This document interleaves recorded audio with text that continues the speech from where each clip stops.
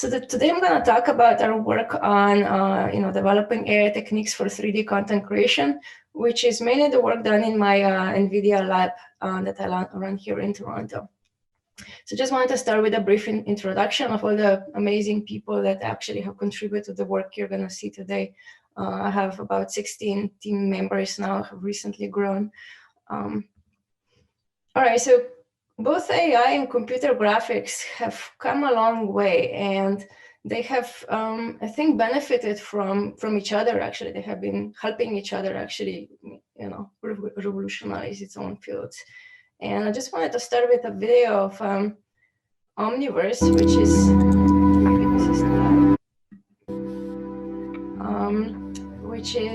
what NVIDIA has recently announced, and it's going to be released later this year.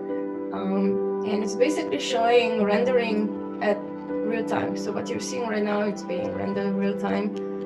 So there's physics, there's dynamic lighting, and it's photorealistic. And to make this happen, it's basically lots of advances in graphics, obviously compute, but also AI helping graphics to render this at interactive rates. Just love this video, so I'm gonna let you watch it a little bit more.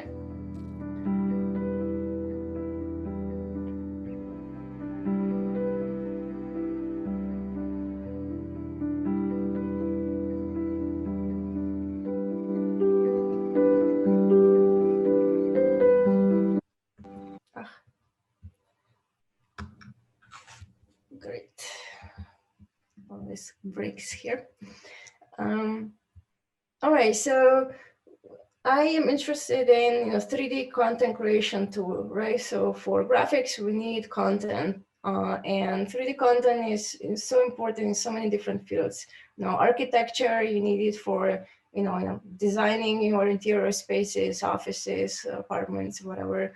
In gaming, all the modern games are super, relying on really high quality 3D content. In film, there's so much more computer graphics, right? The special effects, all these new characters which are doing all sorts of stunts are all CG. And also VR and AR, right? Like everyone wants a tiger in the room these days. And there's also, robotics, so healthcare, self-driving cars, warehouse, where 3D is also important for the purpose of simulation. Right, so before you can actually deploy a real robotic system in the real world, you actually need to test it in simulation against all sorts of different scenarios to make sure that it's robust and safe. And that's one of the fields that maybe I'm the most interested in, because I kind of feel like it encapsulates all the problems that we need to solve. So I'm going to just show you a little video here of NVIDIA's Drive Sim. So this is a driving simulator. And the idea is that you have, again, real-time photorealistic rendering, basically mimicking the video you would be capturing at a real car, plus all the other sensors. And of course, the nice thing about simulation is that all the ground truth basically comes for free from the simulator. Lanes, cars, everything is basically labels you get, so you could, for example, even use it for training or verification. But you can also have control over the environment, right? So you can actually create scenarios, you can control weather, the traffic signs, lighting, and so on. So all those variations, you don't need to hunt them in the real world. You can actually have control over that. Great. So, obviously, if we want to have a very scalable simulation system, we want to simulate cities, right? All in the entire world. So you want to be able to capture or, download some model of a city and bring it to life, right? Make it look realistic in terms of content, but also in terms of behavior, animation. Everything needs to look like you are actually driving in a real city.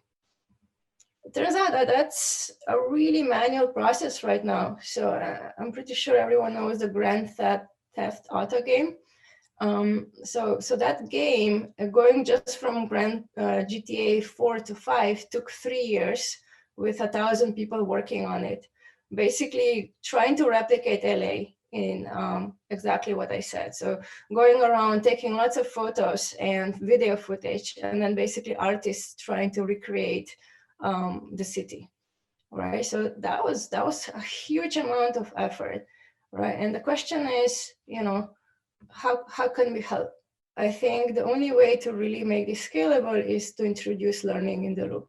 So how can we just go from videos, from photographs into this CG world that is kind of perfectly mimicking the real world?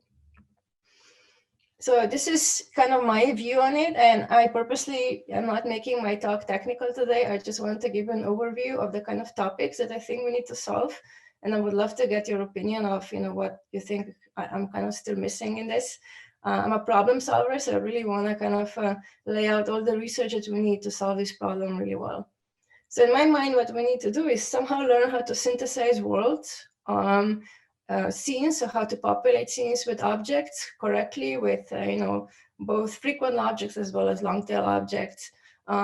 Create assets, right? We don't want artists to generate 100,000 cars or people or whatever. Can we actually create realistic variations of these objects, either from images or just generative models? Scenarios, what does this mean? We want to have something that can take the real world and then optimize for positions, goals of actors, and then mimic their behavior, as well as animation, such as articulated objects really accurately. And I'm going to show you a little bit what we've done in this domain. It is by no means exhaustive, but I think this is our first take on this problem here. So, all right, so synthesizing worlds, how do we do that? Basically, what we want to do is, take some footage that a real car might have recorded and be able to, mimic that precise content in the graphics world. So create scenes like that, maybe entire cities like that. Okay, so one way to do that, what people do in gaming, is using procedural models. Probabilistic grammars, where, for example, to create a traffic scene, you would have a road somewhere with some parameters that you sample. It will have a bunch of different lanes, and on each lane you would place some number of cars, and each of these cars is going to have some attributes such as location, height, pose, color, whatever we kind of want to have control over. And in order to be able to sample this scenes, so I'm here showing one particular sample, the artists need to create a bunch of things, right? They need to write this procedural model, which basically encodes the rules of how the scene is being created. A building needs to be on top of the ground and so on, but also sets the distributions for the attributes really accurately. So here I'm just showing an example where the distribution for the orientation of the car was uniform. So you get immediately a scene that doesn't look realistic, right? And it just propagates. More and more complicated worlds you want to model, the more work there is to actually set very accurate parameters in these procedural models. So obviously, maybe that's our first step, right? Maybe we don't want to learn entirely how the world is being composed. Let's just let's just have humans write these rules. But let's automate part of that content creation process by maybe just taking videos and then learning the distributions for the attributes. So this was our first take on this problem. It's called MetaSim. So basically what we want to do, we had some way of assuming that the structure of the scenes are correct. They're sampled from nicely set probabilistic grammars, that you basically knew the number of cars are going to appear in the scene. But we wanted to basically modify the attributes of these objects in these scenes. And we wanted to modify them such that when you render these scenes, they look similar to the real scenes that you have recorded. Okay, so this is basically, we use the MMD, so maximum mean discrepancy, by basically comparing render scenes to the real scenes, and then backprop that back into the into this graph neural network is trying to output the attributes of the object. So that was our kind of first take on this problem. And obviously what you want to relax next is the idea that the structure is being fixed, that someone has given you exact distribution of how many lanes, how many cars you have. Maybe we want to learn that as well. So we want to start with some sort of a prior distribution on each of these numbers, but actually learn from data what the structure should be. So that was our recent ECCV paper, where basically we have this probabilistic context-free grammar, and we want to learn, basically we want to learn assemblers of rules from this grammar. Right? And if we sample these rules, you basically got a scene graph. Using this previous approach, we're going to predict the attributes, then you can render, and that's basically your final scene. And I want to say that basically we're not using any supervision here, right? As in the previous step, I didn't use any labels. We're only comparing images in some feature space, which is a nice thing. So, all this is non-differentiable in RL, and it's not so easy, but essentially what you can do is something pretty interesting. So on the right, I'm showing some samples from a real data set, Kitty in this case. On the left is this prior, let's call it probabilistic grammar that we have set. So, the number of cars, there's no buildings, so that the prior was like very small number of buildings. And so the scenes look really not similar to the target scenes, but this is what you can get after training. So you can see that the model learns how to populate the scenes. It's putting a lot more buildings, vegetation, people. It's bringing cars closer to the camera, as well as it's aligning them with the road. So the model has learned all that without using a single label. All it has done is just ingest images or videos. And I was really surprised how well this worked, given that it's basically all RL, and which is very, very hard to handle typically. So what I'm showing here is a distribution of the objects from the real data set, Kitty, that's the dark green. Then the distribution of cars from this prior, which was kind of very badly set, as you see. There's a bias towards a low number of cars in the scene, that's in orange. And then the learned model, so the distribution learned by the model in like lime. So you can see that you're almost perfectly matching the histogram of cars here. So I was super excited by this result, in fact. This is showing what's happening during training. So basically, the model is trying to take an initial sample, and then it's trying to modify the attributes of the scene such that it's getting more and more realistic. And of course, this is a generative model, right? So now we can actually generate a full bunch of scenes. And you can use it for different things, like you can use it for simulation later on, or because you have ground truth associated with this, you can just render it from a graphics engine. You can use that for training any kind of perception model that you can maybe then test on the real world data. All right, so that was kind of our attempt at scene generation by using a procedural model, meaning that someone had to be in the loop to create these rules. And here we wanted to tackle the problem, well, what if we want to relearn these rules as well? What if we want to just learn how to generate the world? And we didn't want to start too ambitious of generating the entire 3D world, but maybe what we can do is learn how to generate road layouts. Okay, so here we propose like a graph neural net that is essentially producing a spatial graph, meaning vertices of a graph with attributes. So X, Y being the location of the vertices, and two vertices being connected, meaning a linear segment between them. We got pretty nice results. Let me play this. So this is the generative model sampling these graphs from the graph neural net. You could also do it interactive. So you can say I want this being like Berlin, this being like New York City with this kind of shape, and you want to generate the rest of the city. But you can also use a generative model as kind of like a prior for how roads look like, and have better parsing of the input images. So here we have some parsing of the map, and then we generate variations of that, and now we can have a perfectly simulatable world by basically using a procedural model to insert vegetation and buildings. So you can imagine combining this with the previous approach that's going to place cars and pedestrians into the scene.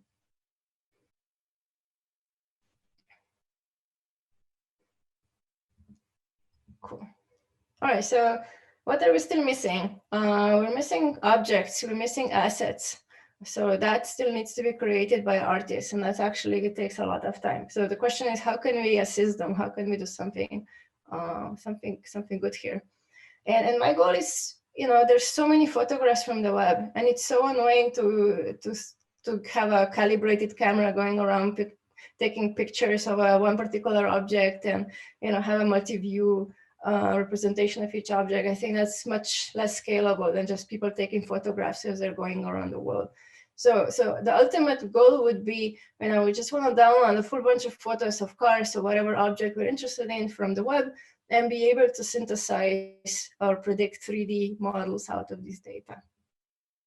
Okay, so there's been a lot of work, and I think this workshop is all about that, on combining, kind of computer vision with graphics in this sense, right? Because you can think of graphics as a process that synthesizes images, and computer vision going from images back to some graphics parameters, so they're inverse to each other.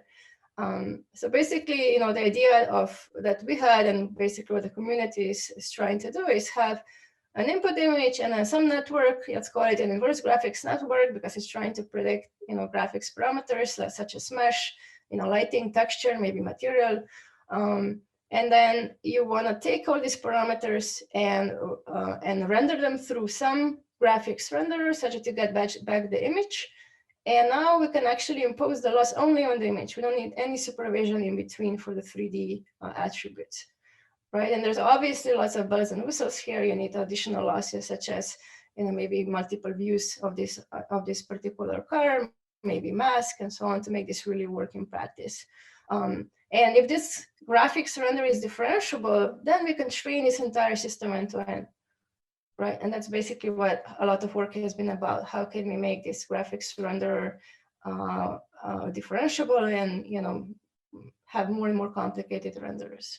So in our work, we just made a rasterization-based renderer differentiable. I'm going to share some of that result. And one thing that when we started this process, all this looked really kind of promising. Image in, you render it, you compare it, everything kind of works. Obviously, there's trivial solutions to this, right? You can just output a plane with a copied over input image. So it turns out that actually you need some additional losses here to make this work. And in our work, and I think also in a lot of others, you actually needed to have multiple views of the same object. So everyone was kind of using ShapeNet and data sets like that, where you had that data available. But we were thinking, like, can we actually get that kind of data, but just from 3D, like just from photographs on the web? And the question is, how can we get that data? And turns out there was a super simple trick to this, and that works really well. And we turned to StyleGAN. So StyleGAN generates super realistic object, like this is synthesized over here, and it looks super real, right? And it turns out that StyleGAN actually possesses some sort of disentanglement already in the latent code. It has turned into a graphics renderer, essentially. The latent code somehow encodes graphics parameters, and the generation network is essentially like a physics-based renderer, if you will, that has been learned. So basically, you can find part of the StyleGAN code, let's call it a viewpoint code, which if you vary and you keep the rest of the code fixed, which we're going to call the content code, then you basically get almost the same object visualized in different viewpoints. So you kind of have control over the viewpoints. Now, if you look at these examples, it's not perfect, right? So in some pictures, it doesn't look like it's exactly the same object, but it's pretty damn good. And I didn't need to go outside and take pictures of multiple cars on multiple viewpoints. Like, this comes for free, essentially. And it also turns out that if you keep the viewpoint code fixed, but vary the content code, so this would be different columns here, you essentially get, rendering of different cars in, desired viewpoints, if you will. And the consistency is just amazing, right? Like, these cars look perfectly aligned. And this is precisely the data that we need to train the differentiable graphics model that I talked about before. So almost no innovation, just, return to StyleGAN and make it data generator, essentially. And the results are really fantastic. I was so surprised how we could make this work. So on the left is the input image. Then you see like the rendering of the 3D predictions into the kind of input view. And then I'm showing renderings in other viewpoints. And I wanted to show a little demo here where we are You're taking a photograph, and this is prediction, like that's the speed of this network. Input image, you get a car out, and it looks pretty realistic. It's not perfect, but it's pretty real. One thing you should hopefully notice is that we're getting the materials right quite well as well. So we can make the windshield be transparent. And the reason is that we also had a little bit of labeling involved. So now we can also predict part segmentation for the 3D model. And then given the part segmentation, you can now replace the particular parts with the relevant material. And because we have this part segmentation now in 3D, we can do all sorts of cool stuff. So let me show you what we've done recently. So this is an image. Now you get this model. We have replaced the tires, the predicted tires, with rigged tires. You can animate the lights, and now you can have these cars from a single picture go around and be driven.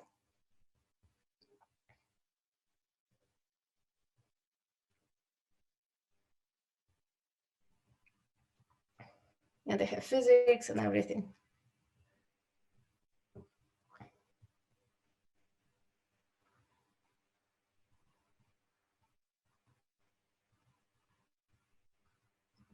Great.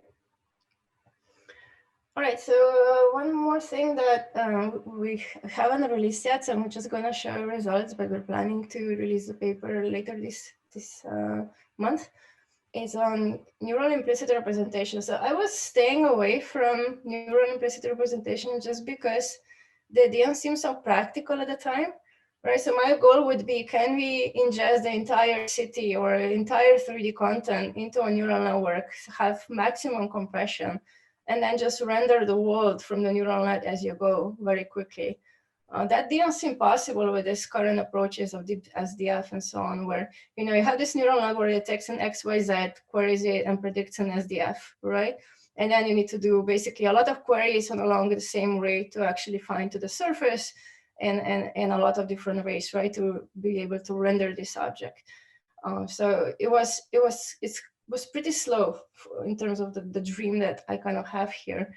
So we were working on making this real time. So how can we actually make this real time? So we had this new representation that we present neural geometric level of detail, a real-time rendering approach for implicit 3D shapes.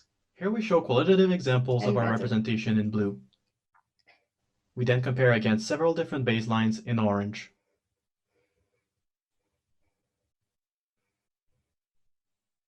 So you can see the quality is a lot better.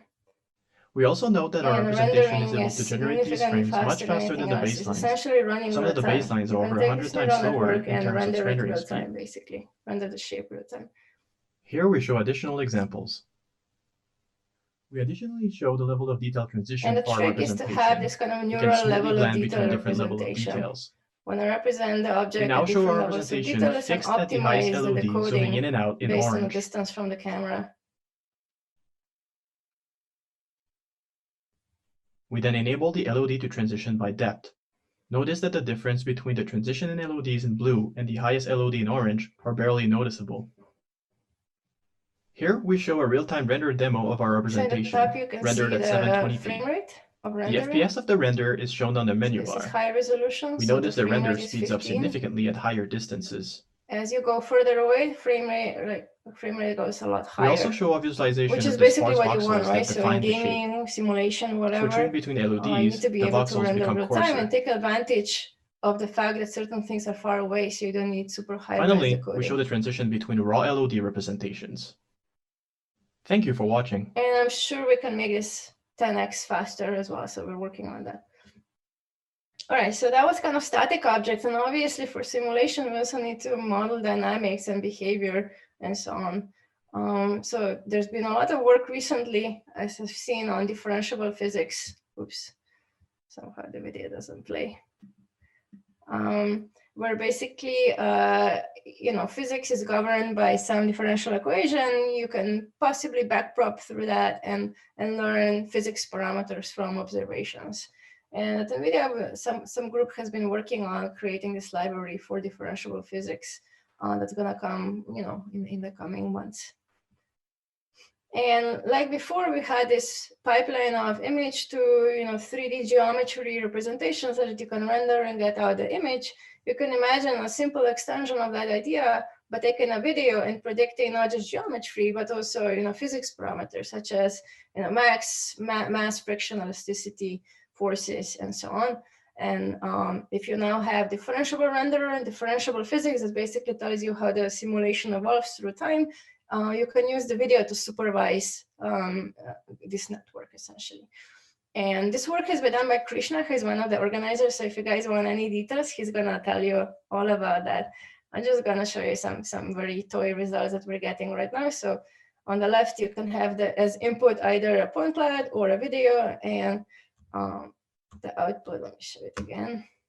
The output can be an optimized mesh with these physics parameters also estimated. Okay, and I personally don't think I'm smart enough to solve this problem, so it's very important to create tools for the community to help us advance on this quest.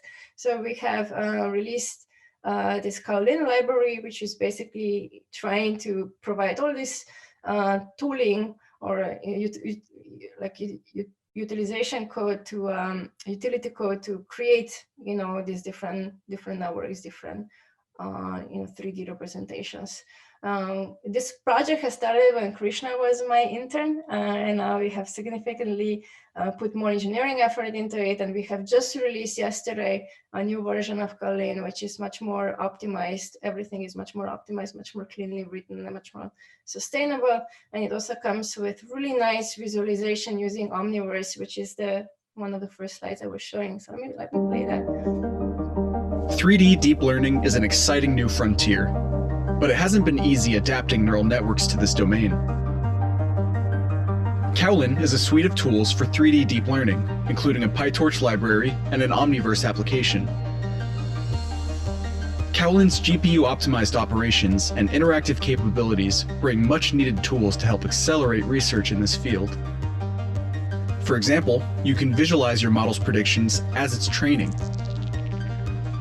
In addition to textured meshes, you can view predicted point clouds and voxel grids with only 2 lines of code. You can also sample and inspect your favorite dataset, easily convert between meshes, point clouds, and voxel grids, render 3D datasets with ground truth labels to train your models, and build powerful new applications that bridge the gap between images and 3D using a flexible and modular differentiable renderer. And there's more to come, including the ability to visualize remote training checkpoints in a web browser. Don't miss these exciting advancements in 3D deep learning research and how Kowloon will soon expand to even more applications. So this is really just the start. There's so much more coming. There's going to be a lot more visualization coming, a lot more, it's going to be a model zoo with all the networks that we initially had, but right now we kind of removed that just so we could reformat the code.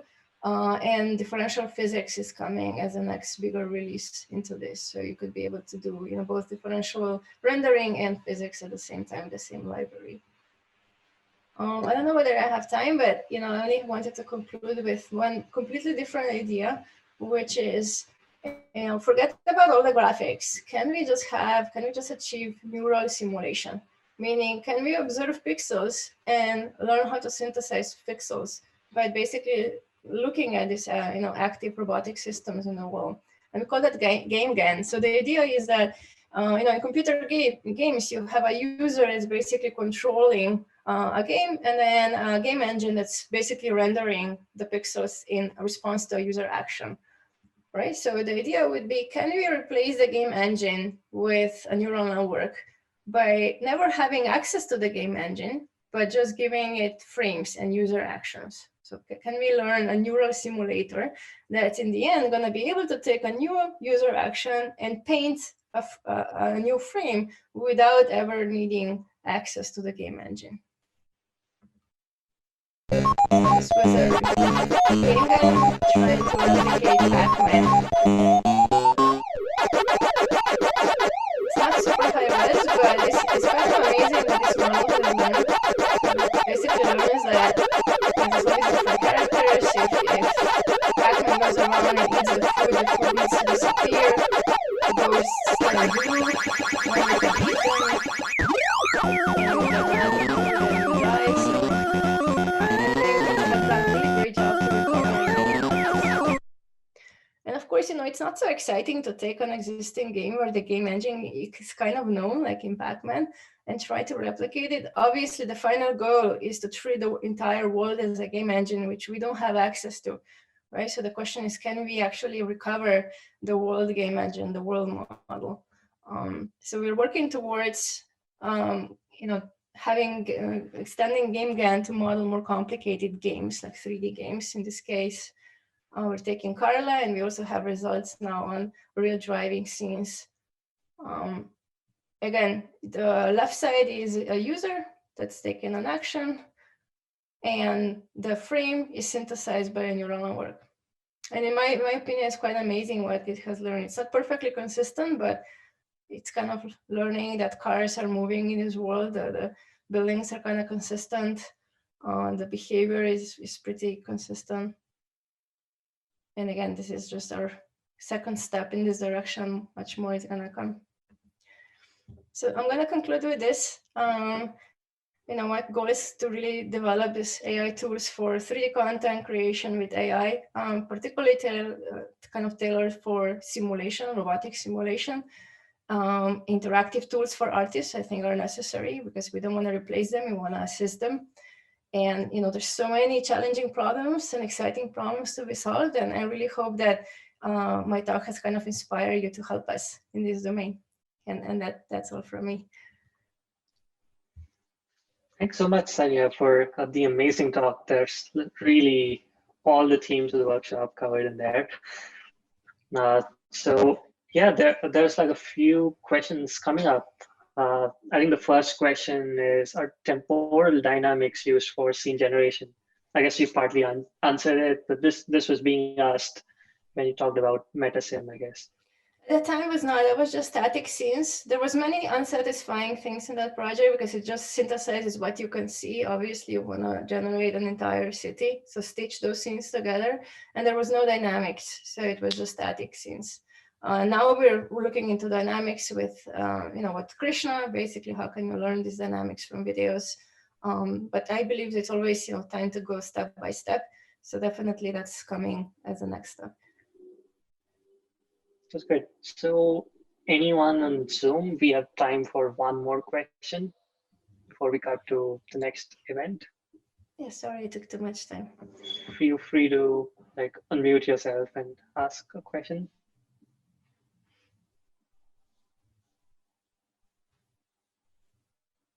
There's actually someone typing on Rocket Chat.